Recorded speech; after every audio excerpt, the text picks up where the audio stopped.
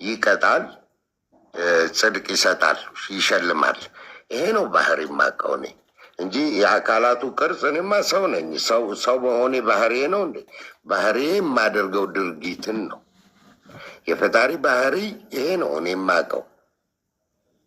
ይሄ መውረድ መውጣት የሚባሉትስ የፈጣሪ ባህሪ አይደለም? ባህሪ አይደለም። ይሄ ባህሪ አይደለም። ይሄ ድርጊቱን ነው። ድርጊቱ ደግሞ እሱ በራሱ በሚገባው በክብሩ ልክ የሚያደርገው ነገር ነው። መላእክቶች ይልካል ብዬ አልኩኝ። መላእክት ነው የሚልከው። ድርጊቱ መላእክት መላኩ እኔ አምኜ መቀበል ያለብኝ ምንድን ነው? በዛች ሰዓት ጸሎት የተቀባይነት እንዳላት አምኜ ይቀበላለሁ። ቁም ነገሯ እዚች ጋ ነች። ድርጊቱ አንደኛ ከራሱ አይለይም። ባህሪው እኮ ከራሱ አይለይም። አላህ ቢወጣ ቢወርድ ከራሱ ከባህሪው የተለየ አይሆንም። ሁለተኛ ደግሞ የአላህ መውጣትና መውረድ ራሱ ባህሪው ነው ብለው የሚያምኑ ሙስሊሞች አሉ። ስለዚህ መውጣትና መውረዱ የኔ አላህ የማመልከው ባህሪ ይወጣል ይወርዳል ብለው የሚናገሩ ከሆነ ከአንተ አላህ ጋር ተመሳሳይ ነው። ማስረጃ ይዘሁና እንደዛ ያለውን ሰው የኔ አምላክ ይወርዳል፣ አላህ ይወርዳል ይወጣል የሚለውን ሰው ይዘውና አላህ ይወርዳል የሚሉ ሙስሊሞች አይደሉ? እነሱን የሚያውቁት ባቢ። አሁን እኔ መጠየቅ ጥያቄ ለምን አትመልስልኝም? ከእናንተ ማመ ከጨረሰ ማለት ነው እሱ ይወርዳል አንተ ብለህ ታምናለህ? አላህ በቃ እኔ ጨርሻለሁ። መልእክተኛ አንተ መልእክተኛ ነው የሚናገሩት። እሱ አይወርድም ወንድሜ። አንድ ጊዜ እኔ ልጨርስ አንድ ነው 30 ሰከንድ ስተኝና እንደዚህ ብለህ ታምናለህ? እኔ ጨርሻለሁ። ይጨርስ ለሱ ሰጥቶት ክርስቲያን ሌሎችም ሁላችሁንም አመሰግናለሁ። እኔ ጨርሻለሁ። ስለ ክርስትና የምጠይቀው ጥያቄ ምንም የለኝም። ጠየቁ ማለት ደግሞ ስለ ክርስትና ለማመን ተዘጋጀው ማለት ነው። እኔ ስለማላምንበት በጭራሽ የምጠይቀው ጥያቄ የለኝም።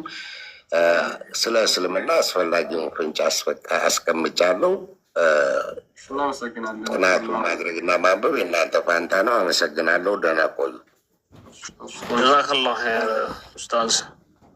እንትና ረዩ አንድ ነገር ብሎ ነበር። ክርስቲያን ረዩ እኔ አንድ ነገር ብቻ ጠይቄ ማውረድ ነው ፈልገው። እሱም እሺ ቆይ አንዴ የሆነ ነገር ክሌም አድርገህ ነበረ። እኔ አምላኬ አይወርድም አይወጣም ብለህ ተናግረሃል። ነቢያቶች ያን ያስተማሩት ሰማኝ። አምላክ አይወርድም አይወጣም። መልእክተኛ አለ። መልእክተኛ ነው። ትእዛዙ የሚሰጠው መልእክተኛ ነው። ነቢይ ሙሐመድ አሉ። ነቢያቶች ገባ። ነቢያቶች አሉ። ነቢያቶች ነው ትእዛዝ የሚያስተላልፉት። እኛ ደግሞ ሜቢ እሱን ፈጣሪ ነግሮን ሳይሆን ነቢያቶች ነው የሚያስተላልፉት ትእዛዝ። እኛ ደግሞ በእነሱ ትእዛዝ ነው የምንከተለው ማለት ነው ሁሉንም ነገር። እና እኔ ብዙ ማውቀው ነገር የለም። ግን ደግሞ የሆነ መጠየቅ የምፈልገው ከእናንተ አሁን አንተ ስለዚህ እንደዚህ ይሄ የነቢያቶች አስተምሮ ነው ብለህ የኔ አምላክ አይወጣም አይወርድም አይሰቀልም ብለህ ተናግራል። እንዲህ ብሎ የሚያምን መጥቶ እንደዚህ ቢናገር አይ አላህ የኔ ይሰቀላል ምናምን ብሎ ይሰቀላል፣ የኔ አላህ ይወርዳል እንትን ይላል ይሰቀላል ብሎ ነው የሚናገረው። እንደዛ ብሎ ከተናገረ ሙስሊም ይባላል።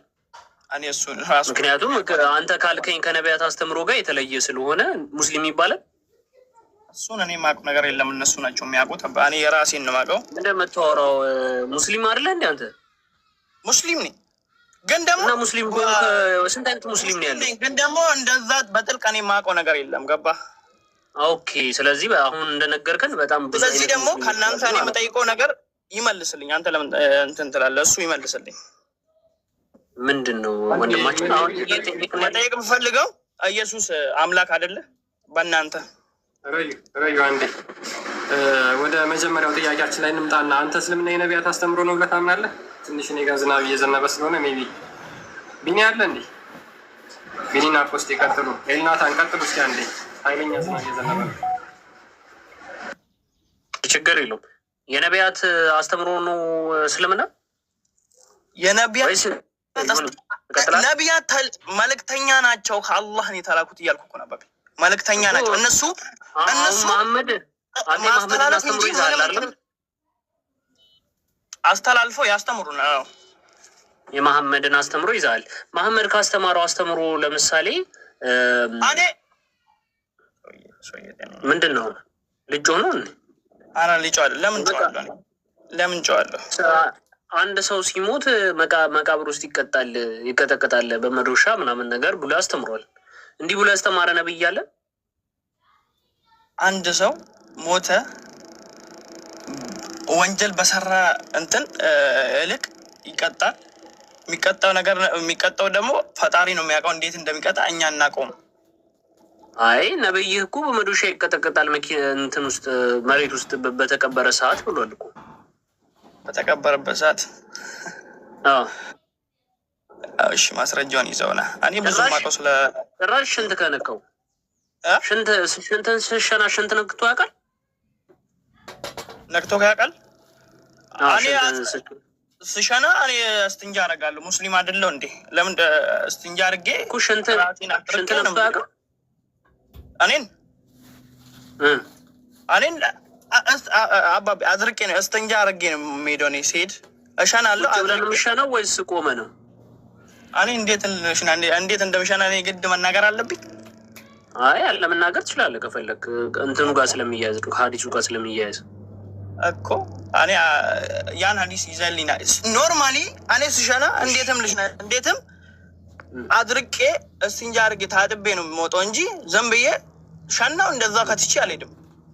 በቀኝ እጅ ነው ብለህ የምትይዘው ወይስ በግራ ነው? በግራ ነው። ለምን በቀኝ መያዝ አይቻልም አይደለ? በቀኝ ነው የምትይዘው። ማንኛውም ስትታጠብ በቀኝ ነው እንጂ በግራ ነው እንጂ የምትታጠበው በቀኝ አይደለም።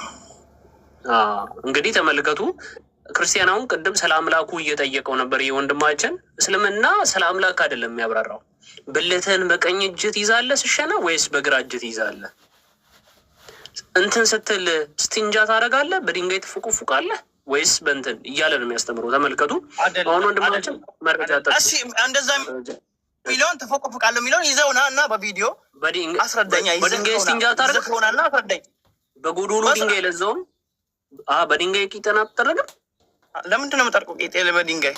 እንደዛ ብልትን ስቲንጃ በድንጋይ በሶፍት ነው የምጠቀመው። ስቲንጃ በምንም ነገር በሶፍት ትጠቀማለህ። ያ ግዳጅ ካሌለ ደግሞ በንጹህ ድንጋይ ታደራርግና ትታጠባለህ። ይሄን እኮ ነው ያልኩህ ወንድሜ። የሌለ አድርገህ ለምን ትጮዋለህ? በድንጋይ ያው ትጠረጋለህ፣ በድንጋይ ስቲንጃ ታደርጋለህ። ይሄ እስልምና እኔ ብዙ ነገር የማውቀው ነገር የለም፣ ግን ደግሞ እኔ ለመረዳት ለመጠየቅ የመጣሁት አንድና አንድ ነገር ብቻ ነው። እዚህ ጋር ለመጠየቅ የመጣሁት ትጠይቃለህ፣ ችግር የለውም። በአውቅና ግን አሁን ጠይቀኛል። የመቃብር አሁን ነቢያት እንዲህ ብለው ሰብከዋል ብዬ ስልህ አይ እስቲ መረጃ አምጣ ብለኛል። ስለዚህ መረጃውን ከፍተን እንመልከት ይቻላል? የመቃብር ቀጣር የሚባለውን ነገር ትክክለኛው ከሆነ ክፈቱ፣ ችግር የለውም። ዮኒ ክፈትለት።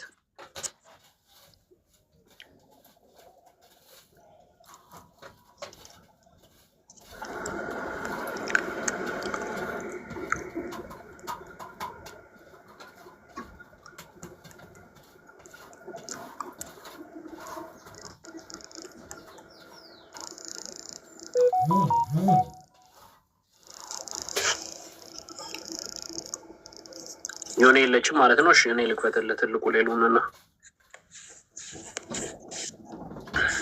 እሺ ከቁርአን ውስጥ ነው የምታመጣልኝ? ቁርአኒስት ነህ? ከቁርአን ውስጥ ነው የምታመጣልኝ? ቁርአኒስት ነህ ወይ? አውጣ እንጨርሳለን ማለት ነው። ቁርአኒስት ነህ? ቁርአኒስት ነኝ። ቁርአን ብቻ ነው የምትቀበለው? እኔ በቁርአን ነው ማምነው። ዋው! ስለዚህ በሀዲስ አታምንም? በሀዲስ እንዴት ነው ማላምነው? ሀዲስ ማለት ከቁርአን ውስጥ የወጣ እንትን እኮ ነው። ሀዲስ ማለት ከቁርአን ውስጥ የወጣ ጽሁፍ ነው። ለንገር አሁን በቁርአን ነው መጀመሪያ ይሄ ቃል የሚወርደው። አይ በልሽ ለማንኛውም በቃ ይኸውልህ፣ በሀዲስ የምታምን ከሆነ ሳሂህ አልቡካሪ ከቁርአን ቀጥሎ በከፍተኛ ደረጃ የምትቀበሉት መጽሐፍ ነው። ሳሂህ አልቡካሪ 1338 ላይ በአነስ በተዘገበው ዘገባ ሰለላሁ ዐለይሂ ወሰለም ነቢዩ መሐመድ እንዲህ ብሎ ይናገራሉ። when a human being is laid in his grave and his companions return and he even hears their footsteps ይላል። ምን ይላል? አንድ ሰው በመቃብር ውስጥ በተቀበረ ጊዜ የቀበሩት ወገኖቹ ልክ ቢሄዱ ጊዜ እየተረጉሙ ሁሉ ይሄዳሉ። ችግር የለውም። ምን ይላል? አይደለም በአማርኛ ተረጉምልሃለሁ። ውሸት ነው ካልከኝ ወደ አማርኛ እንዲቀየር በኋላ አደርግልሃለሁ። ዮኒ ሲመጣ ማለት ነው። እስከዛ ላንበብልህ። የእግር እርምጃቸውን እንኳን ይሰማል አለ። ተቀብሮ እንግዲህ አስቡት። ይህ ሰውዬ ሞቶ መስማት ሞት ያለው ሰው ጋ ደግሞ ልንገርህ፣ ሞት አይደለ 40 እርምጃ አንተ ቀባሪዎቹ 40 እርምጃ ካለፉ ይህ ሰው ለጥያቄ ይነሳል ተመልሶ። ከዛ ግን ነፍሷ ፈጣሪ ወስዶ ነፍሷ እንትን ይላል ማለት ነው። ለጥያቄ ነው ይነሳል። እኔ አሁን ታዲያ ቶሎ ብዬ ብቆፍረውን፣ ስለዚህ አንድ የሞተ ዘመድ አለኝ። ነፍሷ ነች እንጂ እኮ ሰውነቱ አይደል። ነፍሷ ነች። እንዴ መስማት በነፍስ ነው ወይስ በእንትን ነው? በስጋ ነው? እሱ የፈጣሪ ችሎታ ነው። አባቢ ስጋውን እኮ ነው እንትን ውስጥ የከተት ነው። መቃብር ውስጥ እኮ የከተት ነው እኮ ስጋው ነው። ከስጋ ሲለጋ እንደ ሞተ የሚባለው ስጋውን ነው። አንድ ላይ ነው የምከተው። ከዛ 40 እርምጃ በኋላ ይነሳል። ነፍስና ስጋው ሳይለይ ነቢያቶች ከተማ ይወርዳሉ። ለጥያቄ እሱን ለመጠየቅ ይወርዳሉ፣ ይገቡበታል። 40 እርምጃ በኋላ ይነሳል። ከዛ ወደ ጥያቄ ነው የሚገባው ማለት ነው። ተመልከቱ። የቀበራችሁት ዘመድ በጣም በሚያሳዝን ሁኔታ በህይወት እያለ ነው። ምን እየተባለ እንደሆነ እንግዲህ ስሙ። ምንድን ያለን ወንድማችን በህይወት አለ እያለን ነው። ነፍሱ ትመለሳለች ብሏል። ከዚህ በኋላ ሰው ለጥያቄ ይነሳል አለ በህይወት እያለን ነው። እሺ ችግር ጥያቄ ይነሳል። ክፈቱ አላልኩም። ለጥያቄ ይነሳል። በቃ እሺ እንደፈለግሽ ችግር የለውም። እሱ ስለሆነ ቶፒክ ችግር የለውም። ቱ ኤንጅልስ ካም ቱ ሂም ኤንድ ሜክ ሂም ሲት ኤንድ አስክ ሂም። ሁለት መላእክቶች ይመጣሉ። ከዛ እንትን ይሉታል። እሺ ታች ጋር ሊድና እንዲህ ይላል then he will be hit with an iron hammer between his 2 ears ይላል። ከዛ በኋላ ያ ሰውዬ በብረት መዶሻ በሁለቱም ጆሮዎች ላይ ይቀጠቀጣል። and he will cry ይላል። ከዛም ያለቅሳል ሪ ይላል። and that cry will be heard by whatever approach him except human beings and jinns። ያም ለቅሶ ወደ እርሱ በቀረበ ነገር ሁሉ በጠቅላላ ይሰማል ከሰዎችና ከጂኖች በስተቀር ብሎ ይላል። አማርኛውን ትርጉም ከፈለክ ይኸውና። ስለዚህ ይሄ እስልምና መሰረታዊ እምነት ነው። ከዚህ በኋላ ይላል አማርኛው። ሰማኝ፣ እኔ እሱ ጋር ስራ እየሰራው ነው። አሁን ስራ መጥቶልኛል። ለሰው ሼር ላድርግና የሚያግዘኝ ሰው እኔ በመሀል ወደ ስራ ስገባ የሚያግዘኝ ሰው ያልባል። ኡስታዝ ካለ ኡስታዞች አምጣ። ኡስታዞች ደህና ኡስታዞች ይሻላል። መጣ ልደውላቸው። ለዛ ይሻላል።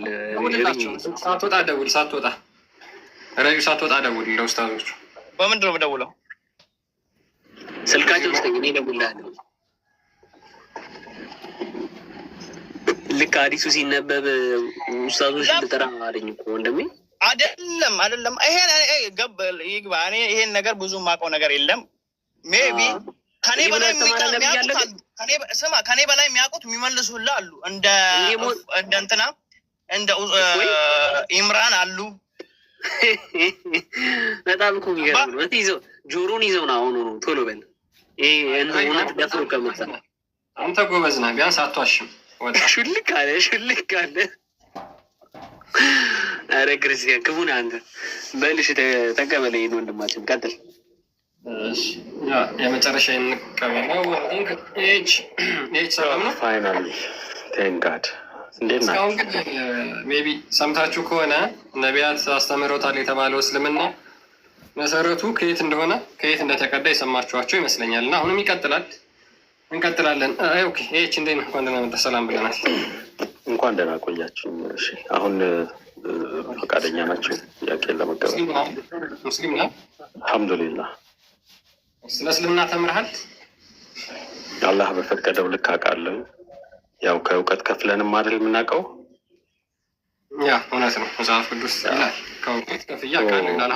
ልጠይቃቸው አሁን እሱን ያመጣው ከመጽሐፍ ቅዱስ እንደሆነ በጣም እርግጠኛ ነኝ። በጣም ጥሩ። እስልምና የነቢያት አስተምሮ ነው ስም ባይል የሰው ልጅ እውቀቱ ውስን ነው። በጣም ጥሩ፣ ችግር የለውም፣ እስማማለሁ፣ እቀበልሃለሁ። እስልምና የነቢያት አስተምሮ እኔ መምህር ስላልሆንኩ እናንተ እምነት ላይ መምህር አለብኝ ለመጠየቅ የገባው። እኛም መምህር አይደለን፣ ከእውቀት ከፍለን እናውቃለን፣ ያው ደግሞ እናካፍላለን ብልሃል። መጀመሪያ ያንን ነው እያካፈልን ያለን።